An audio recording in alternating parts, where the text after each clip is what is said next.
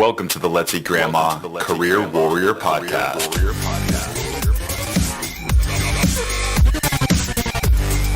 And welcome to the 25th episode of the Let's Eat Grandma Career Warrior Podcast.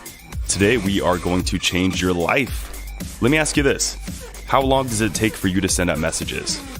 Maybe you just met 10 people at a networking event and the idea of following up with them sounds daunting. Or staring at that blank message box on LinkedIn or Gmail fills you with dread or a sudden desire to clean your bathroom or play Call of Duty. Truth is, writing is more important than it ever has been in the workplace. Knowledge workers spend all day writing email messages, user stories, blog posts, and traditional education systems typically don't do a great job teaching us how to write for the workplace. Writing a paper on Huckleberry Finn is a worthwhile undertaking and can help you practice writing mechanics and critical thinking, but how do you message that CEO you just met to build a relationship that may lead to your dream job? How do you craft a cover letter for a job application that is personal, specific, or to the position that you want? How can you be more efficient completing online applications to scale your outbound efforts? And most importantly, how do you get all this writing done efficiently? By the end of this episode, you should have the opportunity to save hours of your job search or at work, because we're going to motivate you and show you exactly how you can be more efficient. And by the end of this episode, we're going to show you how you can get a special tool which can cut your wasted time in half. That's right, baby, because today we are launching a Career Warrior app, and you are going to be the first to hear about it and get 6 months of free access. There is no one who I'd rather have as our guest other than Andrew McCann, the founder of 11trees, a company dedicated to helping great people scale engagement through great writing. Andrew's story is truly amazing. He taught writing and engineering design at Drexel University for 10 years and realized how much time was wasted on writing comments for his students. He personally developed an application that would cut down the amount of time typing these things and allowed himself and many others to give more personal feedback while cutting down the time it took. According to Andrew, he's a code whisperer, client earner, support guru, and overall strategist. So stop wasting time with your messages and just get personal. Without further ado, here's the genius himself, Andrew McCann, with our 25th episode.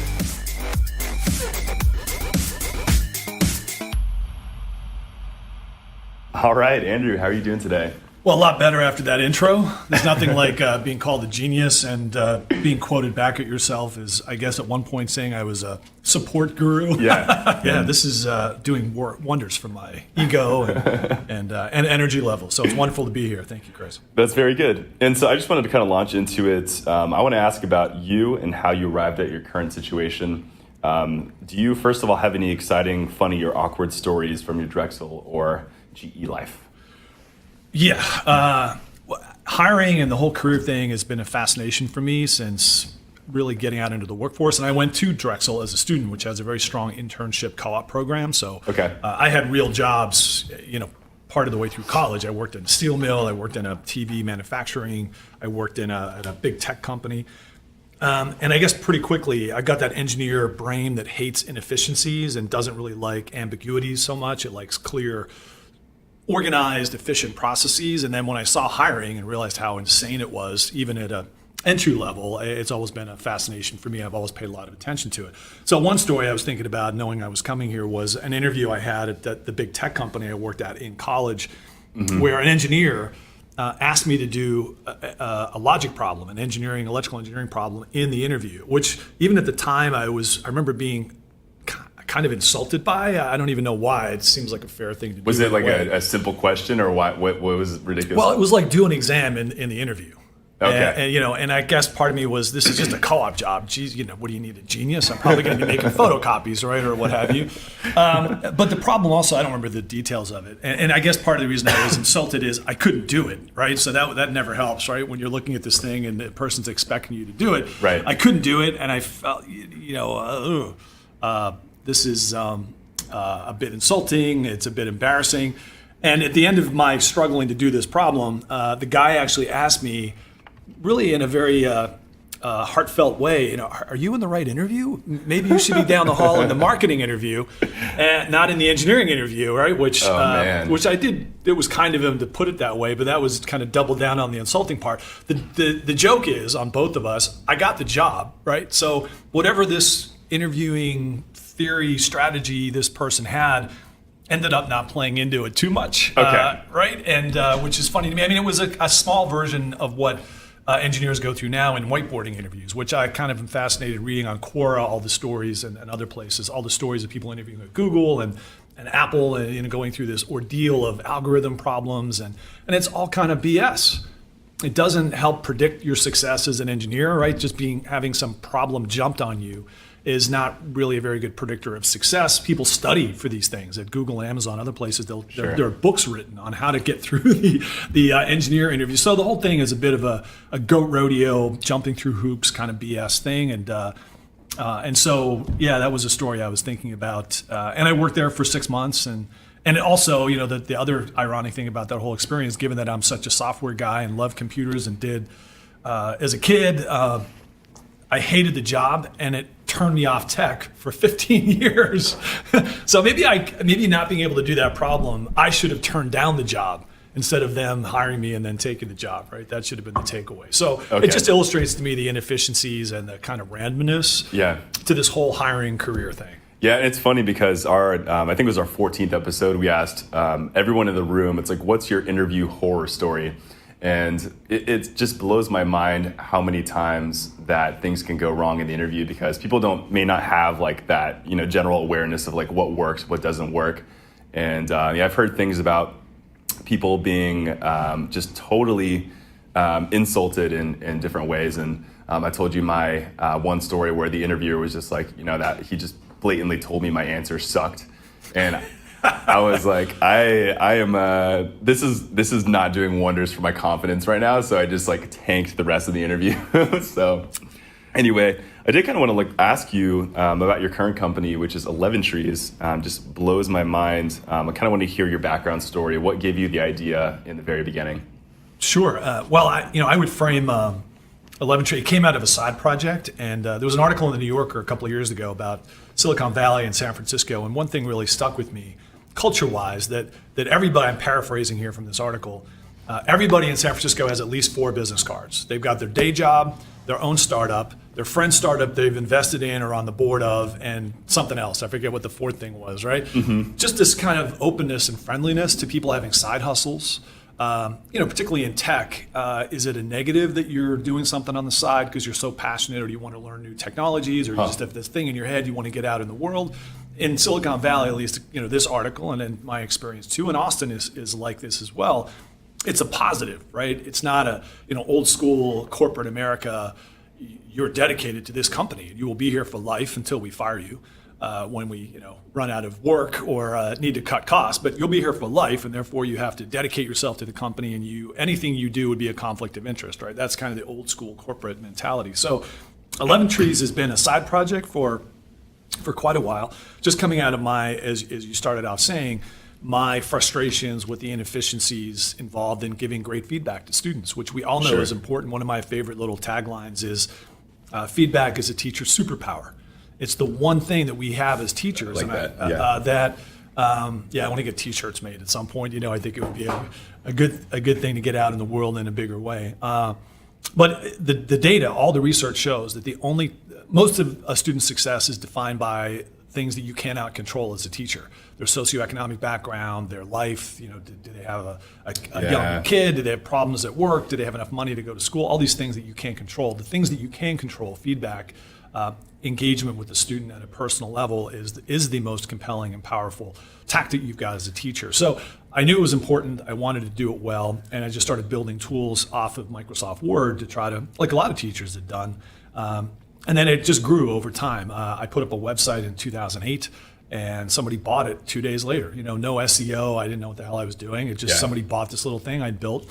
And so fast forward over the last year plus, I've reimagined this. And rebuilt this thing really to fit what I always had in my head, which was a cloud solution that lets individuals create and use libraries of expert feedback, or expert writing, really, as we'll see when we talk about the application for Sure. your content. Yeah. Why reinvent the wheel? The way we learn to write in the workplace is through exemplars, is by walking into a job and somebody saying, here's the report that we do once a month for the board or for whatever. We need you to do this now. And you look at a couple of them and you figure out the style and the way it's done. And that's how you learn to write in the workplace. School is a very artificial world in comparison. So 11trees came out of this, kind of little side project widgety thing that I had built, but really with this mission of, and there's nothing like grandiosity as a startup founder, right? Of teaching the world to write, of seeing a lot of problems and challenges in the way that we teach writing, a lot of gaps and opportunities simultaneously, Right. and starting to build some productivity, kind of simple mousetrappy kinds of solutions to attack this gap and these problems. And so 11trees now is apps for Chrome, web apps, and also Office, Microsoft Office, that help both students and teachers, and really any writer or editor, create better content more efficiently. Right, that's excellent. And I want to talk about just communication in general. And I mean, you talked about the exemplars in writing, and I think that's very true. And sometimes I feel the pressure to write a lot. And I read some statistic that said that, essentially the average worker spends at least 2 hours of their own time in email. And I'm sure for certain industries and certain types of positions, it's a lot more than that. But my question to you is, why do you think we spend so much time typing messages to people? Yeah, well, boy, there's a lot wrapped up in that. Should we is part of the question, right? Are Yeah. we all wasting each other's time by, Right. The nightmare of a big company where everybody blind carbon copies everybody else, and then you're expected to go home at night and read 150 emails? Yeah, it's this ongoing cycle. It just keeps going and going. Yeah, and then Yeah. Slack was supposed to save us from all of this, but then when we end up looking at Slack every 25 seconds instead of once every 20 minutes, which is what email used to be. Yeah, I have my own thing with Slack, but I think it has its applications, but overall it can be just like emails. It can just like With GIFs, right? With animated stuff that's more fun. Maybe. Yeah, it's more That's fun. the only positive side to it. And it does encourage brevity, right? As true. That's true. So yeah, it's. The whole big company thing about email is really a challenge. If you're a manager or a senior, they've 200-300 emails a day. What are you supposed to do with that, right? Have an assistant that sifts through it and tries to give you the ones that are important. I mean, it's a crazy situation. So it just comes back though to the importance of writing as a skill. One of my, again, a little tagline or favorite thing for me is really the glory, the golden age of writing in the workplace now versus 20 years ago. When people was the tail end of secretaries and people sort of dictating or. I remember I had a boss, this was in the 90s when I was first out of college. He literally would have his secretary print out all of his emails on a Friday. He loved boating, and he would take this stack of printed emails on his boat over the weekend and write answers on them, bring them back Monday, and she would type them up and send them back. Oh, wow. Right? That's creative. So I think that was the very tail end of that kind of world of a 1950s kind of approach to workplace. But there was a period where we didn't do as much writing. Now we do. So it's the golden age, but there are certainly a lot of downsides to it. And there probably isn't much training or effort put in around culture change or process improvement. But if they did, it would pay dividends because that 2 hours a day or whatever the number is could be shrunk considerably. Okay. It's attributed to a bunch of different people, but it's that old line about I regret that I didn't write a shorter letter. I didn't have the time. All right, because it takes effort to write something that's really crisp and concise and punchy. It's very interesting because I think my first experience with this and efficiency and things like that is when I was a student learning management communication. I had I think he's got to be one of the best professors who teaches what he teaches, but essentially I was writing emails that I put so much time and so much effort into thinking about. And then I remember sending messages to like the CEOs and top level managers, and I would write these like 4 or 5 paragraphs or whatever, and then I would either not get a response or just like a 2-word response, and I'd be like, oh man, they really don't have time for this. Like they really have to deal with a lot. So, but it's a really interesting thought, and so I guess my further question is like, how do we really get that personal touch? How do we find the balance between having the efficiency and making sure to get that good message across? Well, it's it's again, it's a joy, and I wish more writing teachers, which I was at one point, but we're aware of the, I spend some time trying to communicate this. Anytime I get to talk to colleges or schools, because they're kind of oblivious to this world and the importance of it.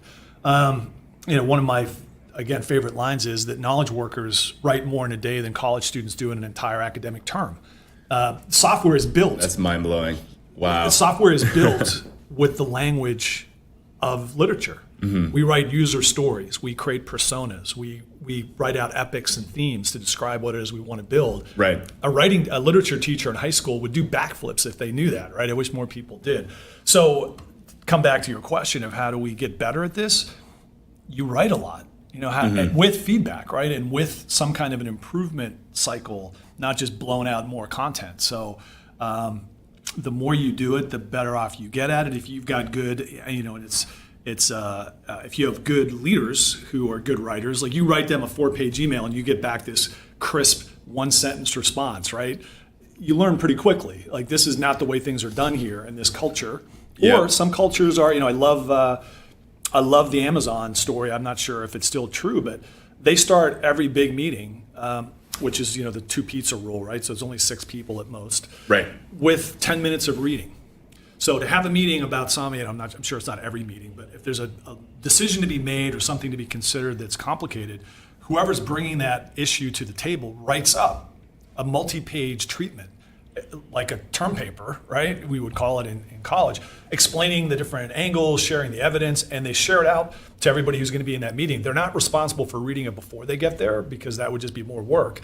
The first 10 minutes of the meeting are dedicated to everybody having the time to read through that 3 or 4 or 5 pages. So everybody has the information. Everybody has if you're in a culture like that, you will become a good writer. Sure. And so there isn't a shortcut to it. It's looking for good mentors or good managers, right? And coworkers you're going to learn from. Yeah. To get better at it, because it really is, again, it may change in 15 years when computers can just read our minds, but then you're still writing, even if it's coming straight out of your head into somebody else's head. You still have to organize those thoughts, and that's really what writing is. So I don't see it decreasing in importance. So it's really, as a career kind of a thing, it's looking for literate, companies and teams with good writing culture. Sure. Right. That's not something you really think about. I actually have never thought about that till now, which kind of blows my mind. It's like, do you have a good example, a good tribe around you that is showing good exemplar writing, good effective management communication? And I think that's something to actually start to consider, because a lot of the times the answer maybe no. So you need to ask yourself, like, is my team being effective? Is my team communicating as efficiently as possible and getting the message across? So, or is it, paragraphs of the same thing that could have been said in 1 sentence? So, there's a thing, right? The culture of writing in your team. That sounds like a thing, right? I never articulated it that way either, but you could go into a team or an entire company and evaluate, where the strengths are, where the challenges communication are. culture. Yeah. I'm sure a PhD, the kind of professor you have that you referred to, that's what they do, right? They get into these kinds of issues, I suppose, but I've never been exposed to it in any company. And then you think about executive communication and some of the insane emails that CEOs send out, or or messages. Yikes. Yeah. So I want to transition into the job search, because I think a lot of the time, so we talked about, having people to look up to when it comes to like good communication. But I think a lot of the times for job seekers, they feel alone because it's like just them going out and networking and applying for jobs and connecting to people. But so like, let's just have a conversation right now. Like, what does a good reach out look like in terms of the job search? How personal do we really need to get? And then we'll kind of transition and talk about the app in a little bit, which I'm so excited to bring up. But what do you think a good reach out message looks like for someone in their job search? Well, that in a way, that's as we'll get to here. I'm providing technology, and you guys are providing content. The content, to help guide that, because it is a great question. I mean, I would consider myself to be a pretty accomplished writer, so I don't consciously think about it. Right? What level, for instance, what level of familiarity do you use?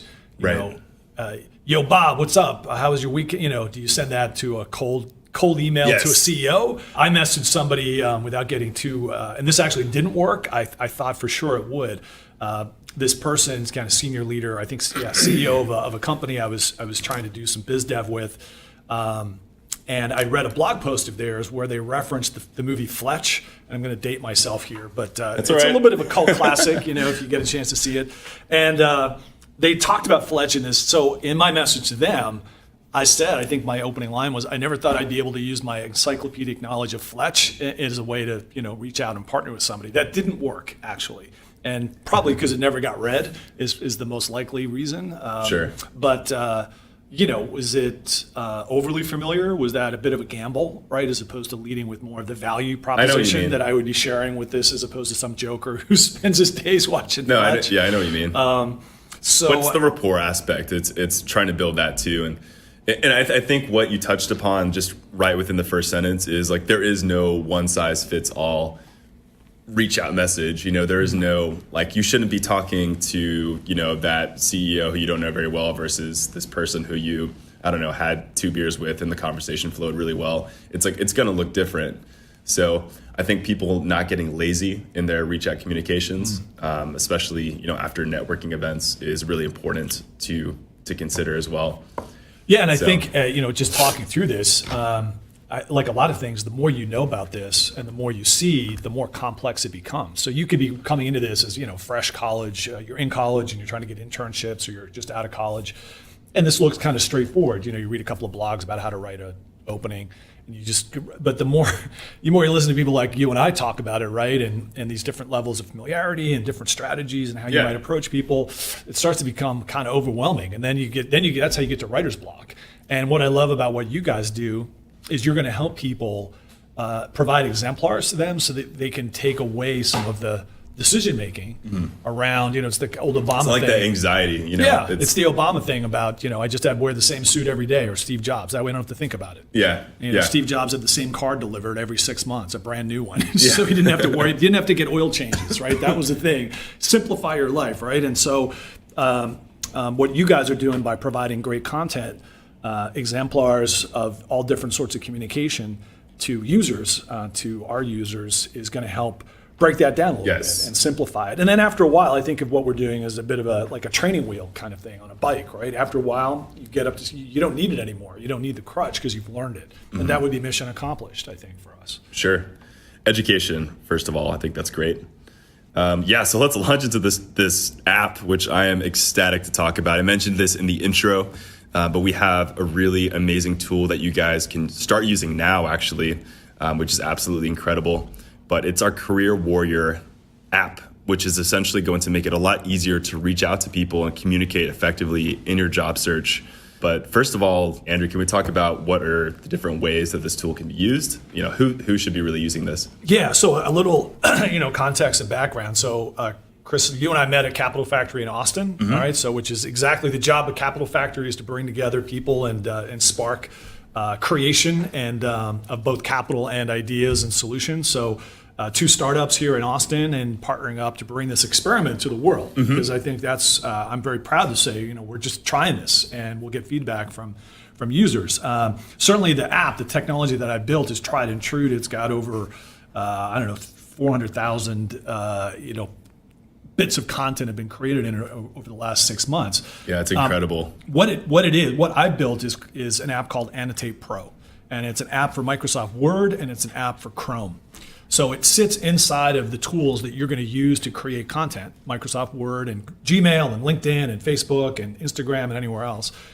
It sits inside of those tools, and what we've done to partner to bring the Career Warrior Edition to life is we've filled the container with exemplar content that you can use to find great examples of opening lines, subject lines in emails, or follow-ups after a networking event, to hit up a person who's hierarchically way up the ladder from you and try to bring some value to that conversation. And it's organized, right? That's the beauty of it. Yes, there's a hierarchy to it, so you can go in and search for, I need a cover letter body. And part of the value, and I think we're going to learn more about this as we see how people use it, but once you and the way to get this will be in the show notes. So you'll be able to just share your email. We'll set you up with an account, and off you go. And the first thing you'll do is see all this great content and be prompted to personalize it. So to put in your own personal stuff, fill in some of the key value statements from your resume or what have you, build all that in. So then when you're in LinkedIn, you can just zap it right in there. When you're on Indeed or Monster or whatever, applying for gigs, you can just quickly bam, bam, bam, bam, bam, fill in all of your top bullets or points or descriptions of your experience or what have you. There's the argument here is twofold. I like to see productivity. We think about time, but productivity is a numerator and a denominator. It's the quality of what you create, the output, divided by the time it took you to create it. So certainly this is a great time savings. You've got all these great exemplars that will help you get through the writer's block or how do I begin to message somebody I met briefly at a meetup last night. But it's also going to help you create better content in the first place. One, because you've got these great exemplars that Chris and Matt and the other folks here at Let's Eat Grandma are creating and continuing to push out through the Career Warrior Edition. And then you'll fill it with your own stuff. You can add your own new chunks of content. You can personalize it to be more specific, and it will help you be more mindful about these key phrases that you'll continue to use and reuse. And then again, when you're in LinkedIn and you're messaging somebody, you literally just go Alt-A and then start typing to search for a particular chunk of content, and then bam, you add it to the message. I use it even for things like my calendar link, right? My account or my Zoom account. Right. If I want to do a meeting with somebody, I've got that. It's in a way it's like text expander but taken to the nth level with a hierarchy and organization and even analytics around your usage of these different things, so that you can slam that Zoom link or your Calendly link or whatever into a LinkedIn message or Gmail message or what have you, and off you go as quickly as your legs can carry you. Yeah, and I'm definitely also in the perspective of a lot of our listeners, because Andrew's sort of the genius behind all this, and Matt, my co-founder, is the person who's been coming up with the Career Warrior content for it. So I'm really trying to come from your perspective here, but I can go in and add my own content as well. Is that the case? Absolutely, yeah. Mm-hmm. Yeah, you're going to have a structure of groups and subgroups that help you search and discover what's in there, but you can add your own groups and subgroups, your own comments. And it's also a living thing. This is a cloud library, which means you guys can continue to add to it as we learn what kinds of content people want. Yeah, it's going to get better and better, man. All the templates that are in there will get better and better and better. And they're form driven, which means some of them you choose one and it pops up and it asks you to complete some more information. So to personalize it for a particular, last night we met at fill in the blank, right? It's a pretty simple thing, but again, it's going to help you make this not mindless, but the cognitive load of doing this. Yeah. Like you said, right? I met 10 people last night. Now I know I'm supposed to this morning message all 10 of them and say something about why we met or what we talked about or what spark we had. That's a lot of work when you got everything else to worry about in your day. And this will help diminish or minimize the amount of effort and work involved. Would it be, and this is my own thing here, I don't know if you're going to back this up, but would you call this the Mad Libs of networking? Yeah, I'd be proud of that because I think Mad Libs have a fun, simple kind of connotation to them, and that's especially the form-driven versions, because not all of it's form-driven. The example of a Calendly link is just a slam it in there kind of thing and you're done. Right. But some of the stuff is form driven. So yeah, it's like Mad Libs, like, add a wonderful thof about yourself, right? Or the funny joke you told last night. Yeah, exactly. Yeah. And that's where the personal, all of those personal touches come in. This isn't just like, something like, you can be like a robot and you need to automate your entire life. It's like, no, this with, more than anything, you should be integrating that human aspect. And it should allow you to integrate the human things more than ever, because you can focus less on the structure. Yeah. So. I think too and this is going to be part of the discovery, which is like three different perspectives that are fascinating me. One is the writing teacher part of me. One is the career kind of job, HR person. Another is the tech side of it and just watching. Because if you were to sign up, and this is free to everybody listening, can get 6 months access to this, and every Let's Eat Grandma customer gets access to it. The first thing you do is go in and just personalize it. Take maybe half an hour and go in and just take chunks from your resume and other stuff that you've got and put it all in there, following Matt's kind of template-driven approach. That's a very structured, mindful exercise that I think is going to be really useful to people. So, I mean, we're in a pretty much full employment economy right now, where there's a lot in the Wall Street Journal and elsewhere about people ghosting, right? So you were hired, you're supposed to start Monday, and you got a better offer over the weekend, evidently. So you don't even show up for work. So it's not so much the world where you're desperate for employment and you've got to be systematic, but that just means there's more opportunity to find the perfect gig. Right. So if you're really being systematic about looking for the right job, the right company, the right opportunity, that's going to there's a strategy and a mindfulness to that I think we can help with, and you tie that to some of the other things we wanted to talk about. I mentioned a calendar link. The second I learned about these things a couple of years ago, when somebody first sent me a Calendly. Calendly. I love Calendly. I love it. I use it every single day. Yeah, I use it every hour. It's just absolutely fantastic. And 95% of the people I interact with don't have it. So what time do you want to? So what these links do is it's your personal link. It ties into your calendar, and so people can see you're free, busy, and they can book appointments with you. And if you want to pay for it, they're free for some basic version. If you want to pay for it, you get more options, 30-minute I got the paid minutes. version. I have 10 paid versions for everyone in my company. So and so it's a fantastic efficiency a tool so people can find you and get time with you. And I would, another one of my little pet peeves, and I think a productivity hack that fits into all of this, is including that in your email signature along with your phone number, right? So many times when I go looking to contact somebody, I go looking for an email they sent me, hoping that their mobile phone number is going to be in it because I'm running late or I need to message them. And so putting that into your signature just means you're that much easier to find. Exactly. Which means you're that much easier to hire or, find for a great opportunity or a moonlighting thing or what have you. So, I think all of these things kind of combine. Calendly is a great solution, and they do offer free. Another thing I would plug is with no connection to it other than being a customer is Hubspot, which is a Salesforce competitor. It's a CRM. If I were in a serious job search, I would set up my own personal HubSpot account, integrate it with my personal Gmail, and use that to chase opportunities like a salesperson chases deals. Track all the companies, keep notes on everybody. It integrates with Gmail and Outlook, so all of your messages out to people are captured. So if Mark from Apple happens to call you a month after you've sent off your resume, you can immediately call up Mark and see what you said to them and who they are, and keep notes about them. And HubSpot is completely free for everything I'm describing, and they give you one of these calendar links, so you can use HubSpot to book your meetings like you use Calendly. Absolutely fantastic. And so I just want to kind of, before we give everyone access to this tool, I just want to give one more working example. If I do have this tool, how can I most effectively use it to network or boost workplace productivity?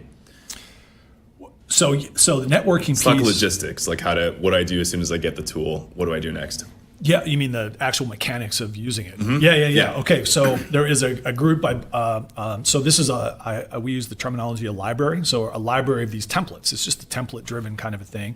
So inside of a library are groups, and one of those groups is networking. So if you go into networking, you'll see one of the ones I really like is something like there's no job offer. No formal job opening, but you're going to network into that company because you're interested in them, or you met them, or what have you. So there's which we advocate for. Yep. Yeah, which if not now, then you're in the mind. And this is how, again, back to the irrationality of hiring.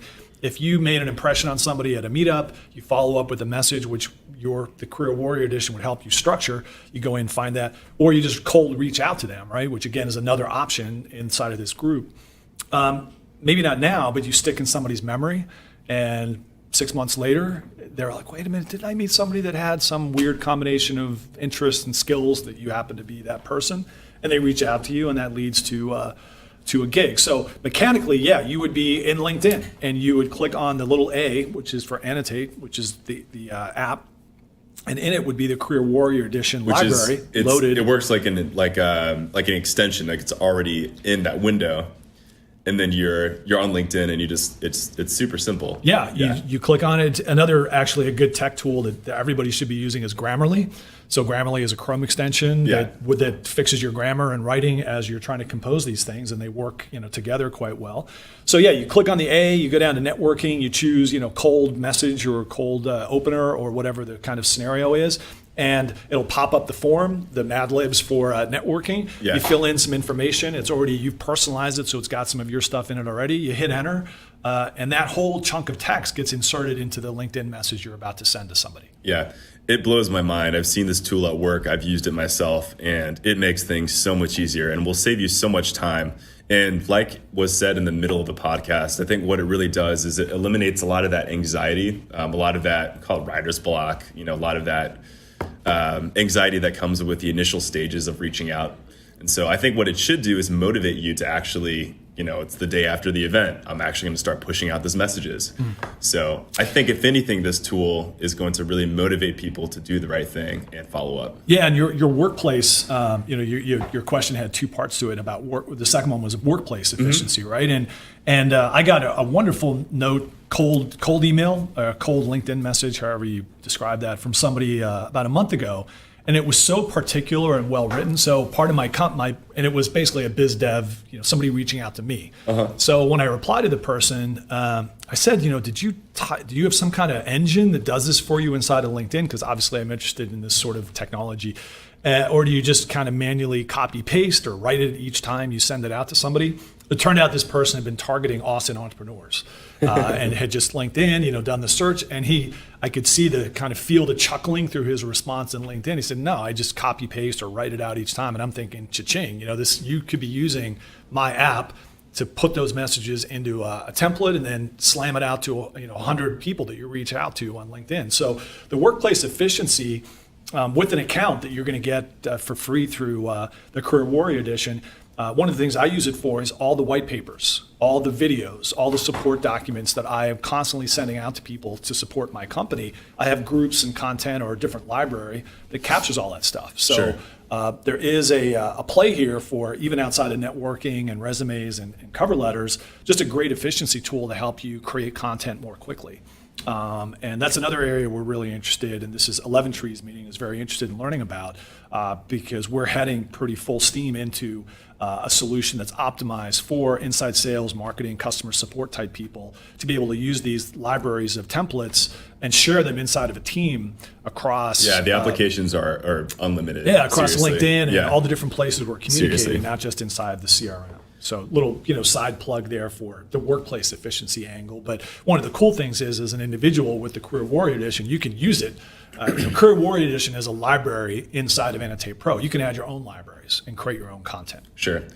And I mean, really, it's we already discussed kind of in one of our episodes, it's like this podcast and even especially this tool, it's not just for job seekers. I mean, job seekers absolutely need to use this tool. But this is also for that workplace efficiency, any way that you can actually use yourself to become a better professional and further your value. So, Andrew, you've been absolutely incredible. And I'm going to ask about how we can actually get the tool for the people who are listening to this podcast. But is there anything else we didn't cover? No, I think that was a good wide-ranging conversation, to say the least. Yeah. I think we were very thorough here, so I'm very proud of how this turned out. So, very good. So, how do I access this tool? What's the first step I should take in order to get this on my computer? In the show notes for this podcast, there will be a link to a simple landing page where you just fill out, your email and your name, and you guys, that is Let's Eat Grandma, will set you up with an account within 10 or 12 hours or something like that, and then you just log in, install the Chrome extension or the Word app, because this is, another side of this is you can load all your resume content into it and use it to add content to Word documents to be writing resumes and whatnot. So you can use both of the apps. So basically sign up through the link in the show notes, and then you'll get an email with the follow-up, how to install the apps and get going. And it's free for a certain chunk of time, correct? Yeah, we're going to make it. It's going to be certainly for Let's Eat Grandma customers. It's going to be part of what they get is your package, and then anybody else who comes along that finds value in it is going to get 6 months access to the tool, and it'll be modestly. Again, this is an experiment, so we're very interested in feedback, and we're both startup, small companies. We're raw, right? If you send an email into support, you're going to be getting right to the founding team. We very much are interested in people's feedback and angles on this, but we don't know what price point it'll be at, but it'll be modest. My thought is it's going to save you at the very least the price of a cup of coffee, maybe an expensive cup of coffee, an Austin cup of coffee, a month, and that'll be kind of how we'll value it. The ROI should be pretty clear. Oh, for sure. Yeah. I mean, if you think about it, if you use this to become a better professional, if you use this to land your dream job, if you use this to save yourself hours and hours of time, of course, I don't think it would be pretty hard to kind of quantify how much money that you'd be able to save yourself and give yourself back in value just from using this tool. So awesome. Yep. Like Andrew said, we're going to drop the link to this Career Warrior application in the description of the show notes. I absolutely recommend that every single person listening right now hits that button, downloads it, because this is going to save you a lot of time and it's going to teach you how to become a better professional and a better job seeker. So Andrew, I can't thank you enough for joining us here today. I think you are, this episode was kind of the epitome of, what a job seeker career warrior episode should be, because we're showing people how to become better professionals, and communication is used every single day, without fail. So I appreciate you coming on board with us today, and I can't thank you enough. It was a pleasure. Thanks, Chris. Awesome. All right, guys, this concludes our Career Warrior podcast. Make sure you hit that subscribe button if you have not already, and we would absolutely love if you would leave us a review. Let us know how this was.